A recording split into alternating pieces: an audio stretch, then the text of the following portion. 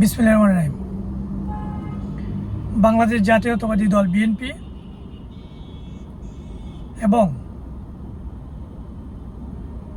ছাত্রদল, যুবদল, স্বেচ্ছাসেবক দল, শ্রমিক দল, কৃষক দল, ওলামা দল সহ অঙ্গ ও সহযোগী সংগঠনের সকল পর্যায়ের নেতৃবৃন্দ এবং সমর্থকবৃন্দের প্রতি দেশনায়ক জনাব তারেক রহমানের পক্ষ থেকে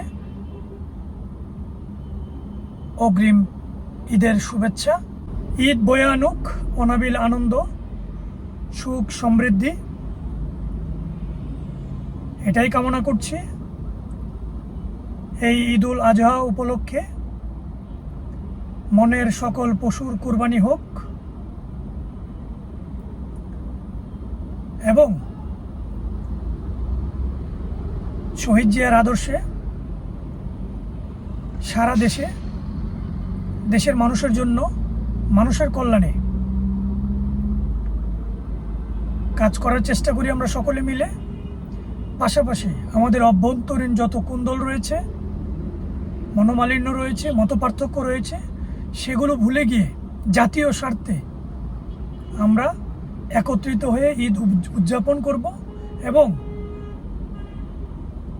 আমাদের মধ্যে সৌহার্দ্যপূর্ণ সম্পর্ক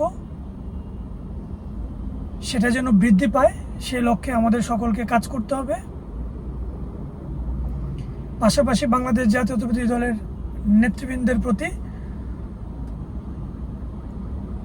একটু অনুরোধ করব, এই গণ অভ্যুত্থান পরবর্তী বাংলাদেশের রাজনীতি সম্পর্কে আপনারা একটু উপলব্ধি করুন। পেশি শক্তির যে রাজনীতি, গুন্ডামির যে রাজনীতি, দখলদারিত্বের যে রাজনীতি, সেই রাজনীতি থেকে নতুন রাজনৈতিক পথের দিকে বাংলাদেশ যাচ্ছে, বাংলাদেশের রাজনীতি যাচ্ছে। সেই ক্ষেত্রে আপনারা অবশ্যই ধৈর্যশীল এবং জনকল্যাণমূলক কাজ নিয়ে মানুষের কাছে যান।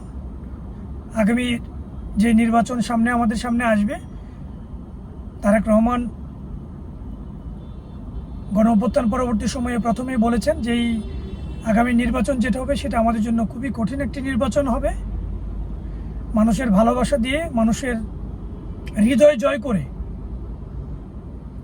আমাদেরকে সরকার গঠন করতে হবে। অতএব আমরা যেন সেটা বুঝতে পারি, সেটা উপলব্ধি করে বৃহত্তর স্বার্থে আমরা ঐক্যবদ্ধ হই এবং সামাজিক এবং অর্থনৈতিক উন্নয়নে আমরা একে অপরের পাশে থেকে কাজ করে যাব ইনশাল্লাহ। ধন্যবাদ সবাইকে। আসসালামু আলাইকুম।